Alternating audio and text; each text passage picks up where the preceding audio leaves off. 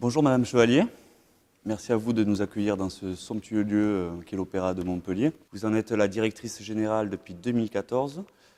Que vous inspire cette fonction et quelle est votre ambition pour ce lieu historique? Alors, déjà, c'est une grande responsabilité symbolique. Un opéra-comédie comme ça dans le centre d'une ville, ça dit beaucoup de choses, c'est très chargé, il y a toute une histoire.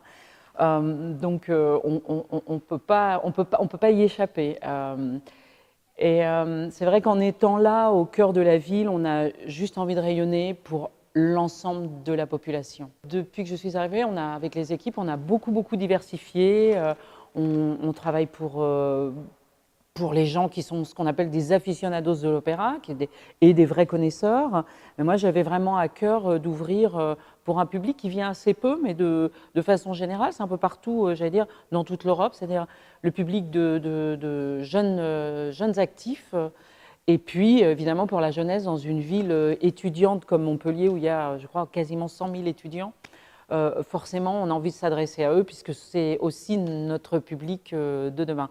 Et puis aussi, quand on est sur une place comme celle-ci, on voit qu'il y a une population qui est un petit peu à la marge. Et c'est vrai qu'on a envie d'être là pour eux aussi, et on a envie de leur proposer des choses. Voilà. Alors, ouvrir la grande porte de l'Opéra de Montpellier, c'est ce qui vous a inspiré dans la proposition de Jérôme Ribeiro de créer un club de mécènes Berlioz. Alors ça a été tout de suite ça, quand on a discuté avec Jérôme Ribeiro et Didier Deschamps, ça a été tout de suite ouvrir les portes, rendre accessible, donc c'était vraiment faire de la pédagogie. Et là on s'est rencontrés tout de suite.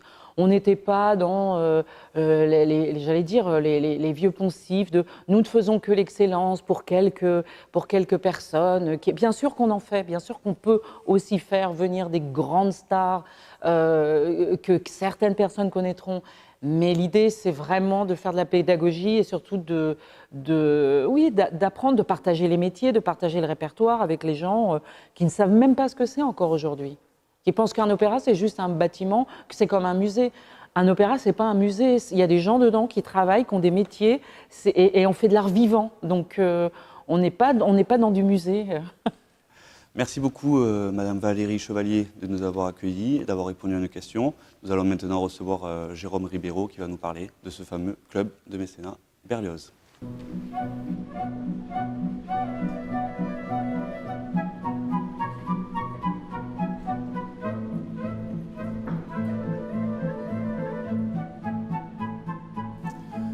Bonjour Monsieur Jérôme Ribeiro, vous êtes chef d'entreprise. Comment vous est venue l'envie, l'idée de créer un club de mécènes Berlioz pour l'Opéra Comédie de Montpellier? Au départ, ce fut une rencontre avec Didier Deschamps, le président de l'Opéra Orchestre, qui est venu nous présenter devant 200 chefs d'entreprise son rôle de président bénévole. Et il nous expliquait qu'il n'y avait pas de club de mécènes qui existait, ni de fondation au soutien au profit de l'Opéra Orchestre. Il m'a donné tout simplement envie de l'aider. Et en plus de ça, de mon expérience personnelle, où j'ai connu l'opéra très tard, j'avais 23 ans, enfin très tard pour moi, où j'ai participé à un Carmen qui était extraordinaire, c'était vraiment magique. Et je me suis dit, ce serait super de présenter l'opéra, de donner l'accession à tous, de faire en sorte que ce côté élitiste reste prestigieux, mais abordable à tout le monde. Alors, ironie du sort, vous découvrez l'amour de l'opéra avec une pièce de Carmen, et c'est avec une pièce de Carmen jouée ici même à l'Opéra Comédie de Montpellier que vous avez inauguré votre club de mécènes. Tout à fait. En fait, c'est grâce à Valérie Chevalier, la directrice générale, qui nous a proposé l'opéra orchestre donc de Carmen. L'opéra de Carmen a été rempli très rapidement pour les places et elle nous a proposé de sponsoriser quelque part une avant-première. Et nous l'avons cueilli avec grande joie et ce fut le 14 mars une belle réussite pour nous puisqu'on donnait accès au plus grand nombre avec des tarifs réduits de 10 à 25 euros au lieu de 27 à 67 euros. À ce jour, combien de chefs d'entreprise dans votre club de mécènes? Donc, nous sommes une vingtaine de chefs d'entreprise concrètement dans le dur qui se sont engagés. Beaucoup nous ont demandé de nous rejoindre, donc nous les rencontrons, nous leur expliquons quelles sont nos valeurs, parce qu'il faut mettre beaucoup d'éthique. Il faut vraiment qu'ils adhèrent à nos valeurs, à l'éthique, et de faire en sorte d'ouvrir au plus grand nombre l'opéra. Et ça engage aussi l'entreprise et non pas que le chef d'entreprise. Et ça, c'est très important pour nous. Donc ça répond aussi à la responsabilité sociétale et environnementale, plus sociétale cette fois-ci. Et c'est dans ce cadre-là que nous œuvrons. Alors justement, nous allons sortir de l'opéra, ce décor somptueux, pour partir à la rencontre de l'un de vos mécènes.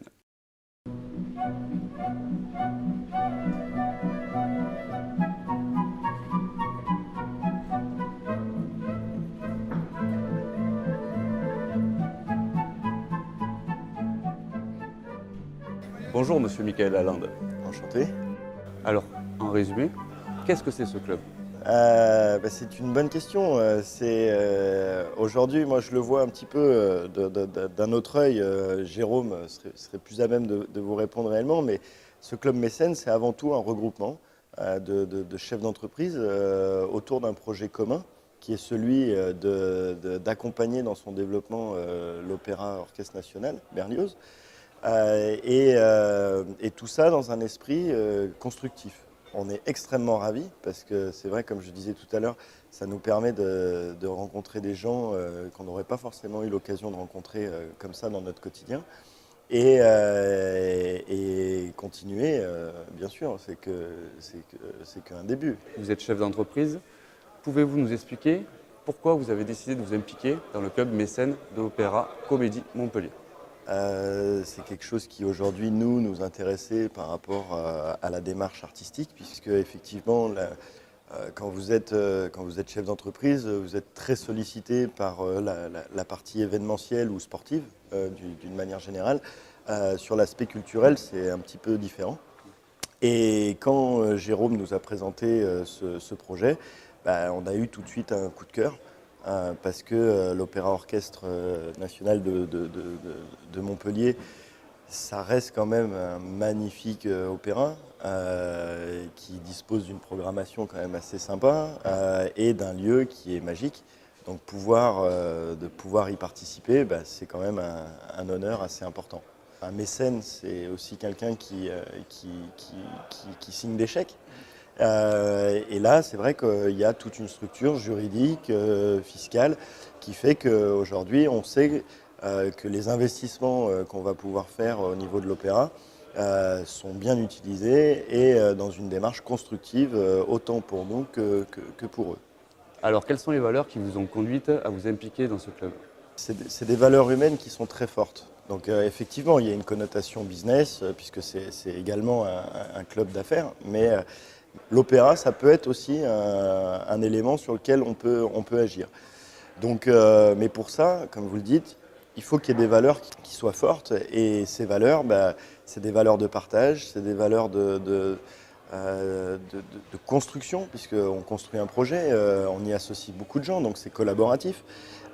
C'est, comme je le disais tout à l'heure, quand je parle d'humain, c'est que l'humain est au cœur de la démarche. C'est-à-dire, effectivement, on a une structure, il y a une infrastructure, il y a pas mal d'éléments, mais ce qui, au final, va être très important, c'est les gens qui la composent. Au revoir, Monsieur Lalande. Merci beaucoup. Merci à vous, monsieur.